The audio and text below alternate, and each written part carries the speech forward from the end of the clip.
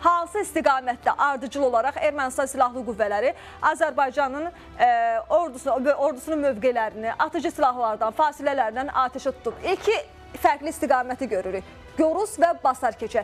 Gorusdan iki fərqli istiqamətdən, Dığ və Burun istiqamətindən Azərbaycan ordusunun mövqeləri atəşə tutulub və bir qədər olduğumuz mövqedə şimala baxsaq, Basarkeçər istiqamətindən isə Kəlbəcərə doğru, yəni tam olaraq açıqlanmır hansı hissədə olan bölmələrimiz hədəfdə olub, atəş açılıb, Basarkeçər istiqamətindən ordumuzun mövqeləri atəşə tutulub və burada xüsusi olaraq diqqət yetirəcəyimiz bir məqam var. Martın 17-si gecə saat 01:25-dən gündüz saat 12:55-ə dək. Bu nə deməkdir? 12 saat fasilələrlə Ermənistan Silahlı Qüvvələri Azərbaycan ordusunun bölmələrini atəşə tutub. Xüsusən də Basarkeçərin yuxarı sağalı, Gorusun da Dığ yaşayış məntəqələri istiqamətindən. Və məsələ bununla da yekunlaşmır və gərginliyin bu həddə gəlib çatdığı bir vaxtda Avropa İttifaqına yaxınlığı ilə bilinən Reporter nəşri belə bir iddia ilə çıxış etdi.